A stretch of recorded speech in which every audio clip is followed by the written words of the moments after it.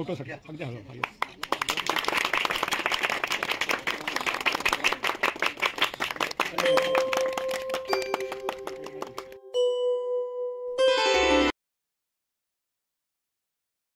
नमस्कार, माझं नाव प्रियदर्शन सहस्रबुद्धे. वायू बायोगॅस हा जो उपक्रम आहे त्याचा मी फाउंडर आहे. हा बायोगॅस हा विषय आपल्याला गेली अनेक दशकं माहिती आहे, पण तो सामान्य माणसाच्या हातात येण्यासाठी म्हणून आम्ही याच्यात काही सुधारणा केलेल्या आहे. तर अगदी थोडक्यात सांगतो हे कसं काम करतं. तर हा डायजेस्टर आहे आणि आपल्या किचनमध्ये अन्न शिजतं आणि तिथेच आपला अन्न कचरा मग तो रॉ फूड वेस्ट म्हणजे सालं डेखं वगैरे आणि मग काही शिजलेलं किंवा ताटात थोडं वाया गेलेलं असं 2-3 प्रकारात ते कचरा निर्माण होतो. तर त्या कचरा 3 प्रकारे आपण साठवतो. एक आहे हे रॉ वेस्ट सालं वगैरे, दुसरं आहे प्लेटमध्ये थोडं वाया गेलेलं आणि तिसरं आहे कधी जर काही कारणास्तव एक्स्ट्रा अन्न शिजलं गेलं पण ते वापरता येणार नाहीये पण ते नाईलाजास्तव फेकावं लागणार आहे, असे 3 प्रकारात तो कॅटेगराईज होतो. कॅटेगरायझेशन खूप महत्त्वाचं आहे कारण सर्व कचरा हा सारखा पण जास्त ह्याच्यात पडला तर हे प्रोसेस बिघडू शकते, म्हणून हे सुरुवातीलाच आपण सेग्रिगेशन तसं करतो. त्याच्यानंतर हा डायजेस्टर, ह्याच्यात तो कचरा जसाच्या तसा जातो. त्या कॅटेगरायझेशन नुसार किती किलो कचरा पर डे ह्याच्यात जाऊ शकतो हे आपण निश्चित केलेलं आहे. नीती असते कपासिटी. आता जर रॉ फूड वेस्ट असेल म्हणजे फळांची सालं भाज्यांची डेखं तर ह्याच्यात 10 किलो पर डे जाऊ शकतो. पण जर पीठ सांडलंय आणि त्याला फेकून द्यावं लागणार आहे तर 1.25 किलो पीठ ह्याच्यात जाईल, पण दोन्हीतून गॅस तेवढाच मिळेल. ओके, म्हणजे अन्नाची कॅलरी कंटेंट तेवढीच आहे पिठाची आणि 10 किलो रॉ वेस्टची. चुकून जर 10 किलो पीठ टाकलं गेलं अजीर्ण होणार थोडक्यात. सो हा डायजेस्टर मध्ये जातो आणि डायजेस्टर मध्ये ह्याच्यात जे सूक्ष्म जीव आहेत म्हणजे मायक्रोब्स ते कल्चर आम्ही एकदा दिलेलं आहे आणि ते एकदाच द्यावं लागतं, ते नंतर रिजनरेट होत राहतं. ते मायक्रोब्स ह्यातलं जो अन्नातली जी कार्बोहायड्रेट कंटेंट आहे त्याचं कन्व्हर्जन करतात मिथेन गॅसमध्ये. ही पूर्णपणे जैविक प्रक्रिया आहे, इथे कुठलंही केमिकल कार्यरत नाहीये, कुठलंही कन्झ्युमेबल ह्याला लागत नाही, जिवंत प्रक्रिया आहे. जो गॅस आहे तो ह्या पाईपलाईनद्वारे प्रत्येक डायजेस्टरमधनं आपोआप बाहेर येतो आणि ही पाईपलाईन आपण किचन पर्यंत केली आहे जी त्या बिल्डिंगमध्ये आहे. त्या ही जी पाईपलाईन कुकिंग गॅस मिळतो पहिली गोष्ट, नंतर आपण एक फ्लो मीटर बसवलेला आहे की ज्याच्यात तो मोजला जातो म्हणजे आपल्याला माहित पडतं की किती गॅस निर्माण झालाय आपल्या कंट्रोलसाठी.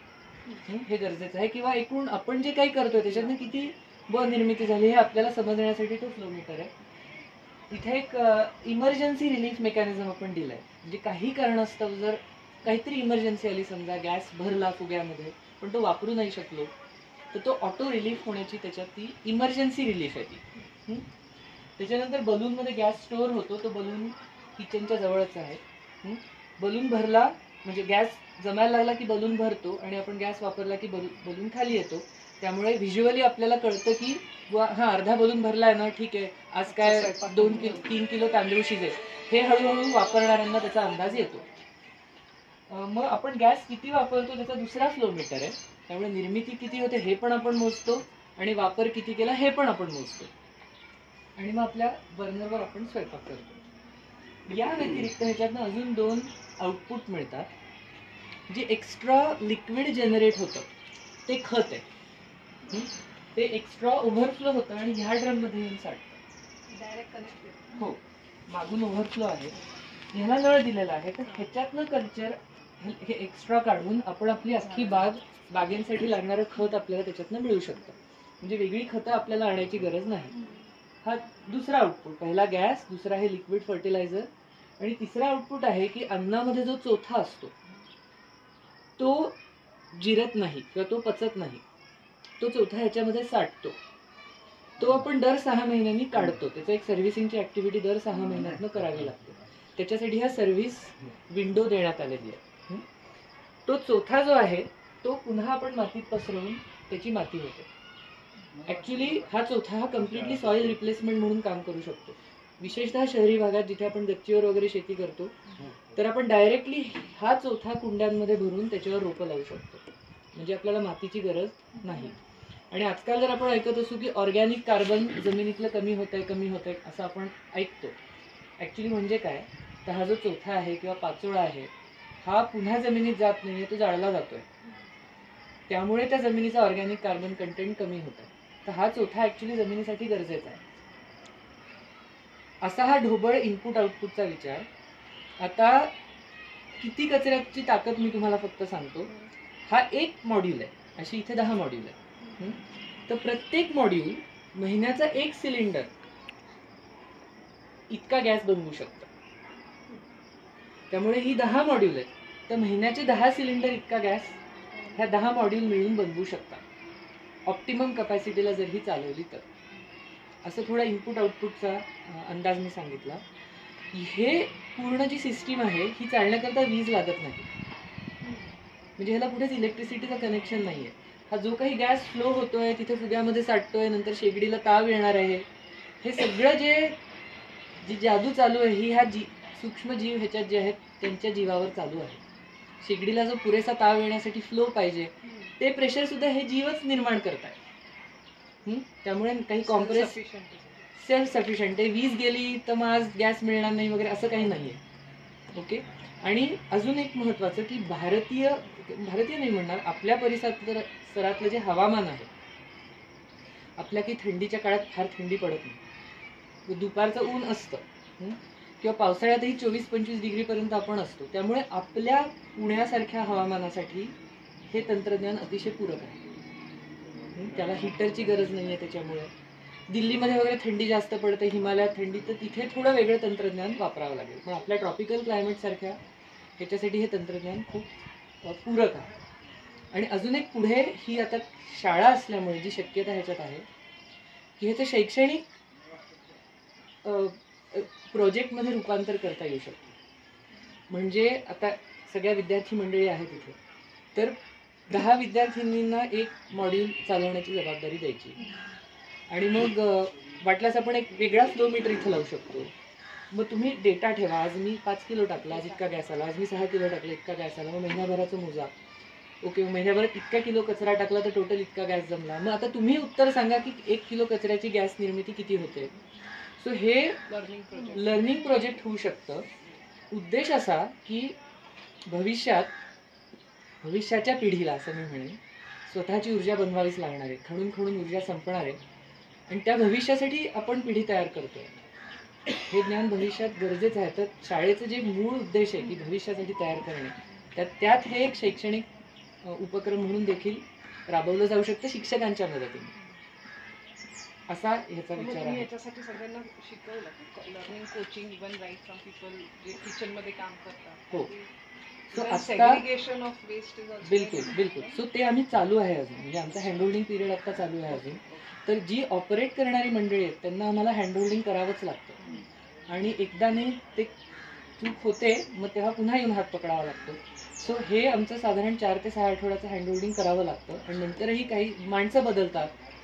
अशा वेळेला पण म्हणून आता आम्ही हे जे बेसिक फ्लो आहे, पण हे वर्गीकरण म्हणजे काय असे पण आम्ही चार्ट्स बनवून इथे लावणार आहोत.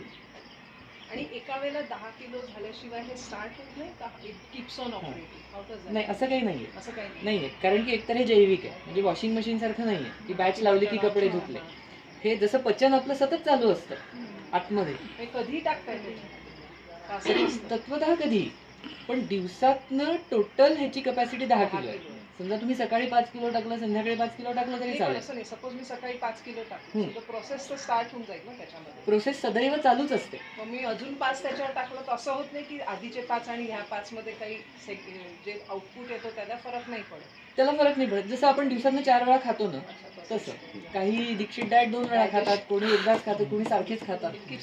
तसं ते सतत पचन जिवंत आहे ना, ते आतमध्ये कम्प्लीट लिक्विड मीडियम आहे आणि त्याच्यात हे सूक्ष्मजीव 24/7 कार्यरत आहे. त्यामुळे तुम्ही आज जर फीड थांबवलं समजा, तर पुढचे अजून 10 दिवस गॅस मिळेलच तुम्हाला. कारण की आधीचं जुनं साठवलेलं, चरबी साठलेली सगळं ते खाऊन गॅस देत राहील. स्मेल कसा कंट्रोल होतो? ओके, स्मेल ही एकमेव गोष्ट आहे की जी अनुभवावीच लागते. तर आपण आता इथे उभ्या आहोत तर वास येत नाही. याचं कारण असं आहे की ही क्लोज सिस्टीम आहे आणि इथे आपण ह्याला कव्हर टाकलाय आणि हा जो कचरा आहे हा आत आहे. सो हे जे आहे ना, हे स्वच्छ ठेवणं हे त्याचं पहिलं गोष्ट आहे. दुसरं हे लिक्विड मीडियम आहे, एक्सपोज नाही आहे, हे लिक्विड आहे, तर ते कचरा नीट आत ढकलला गेला पाहिजे.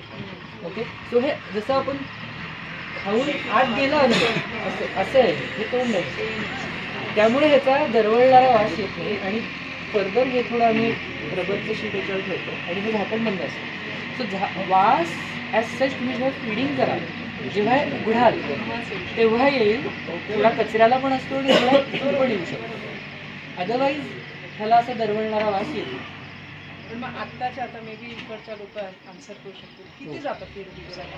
हां. सध्याच्या ह्याच्यामध्ये? तर आत्ता आपण 2 किलो पर डे टाकतोय.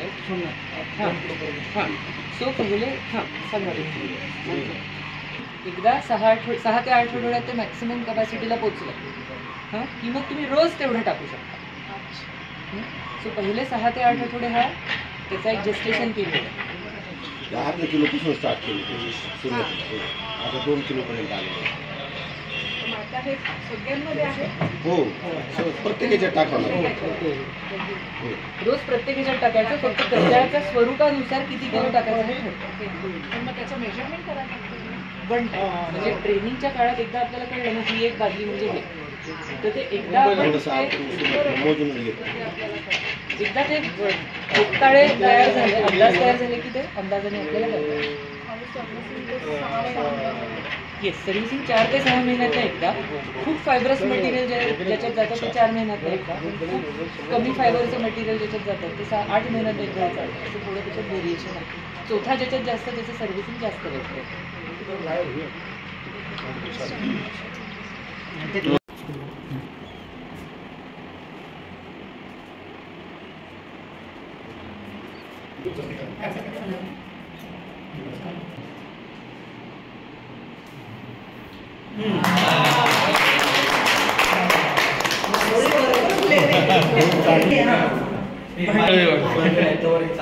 हो, ताप तेवढाच येतो.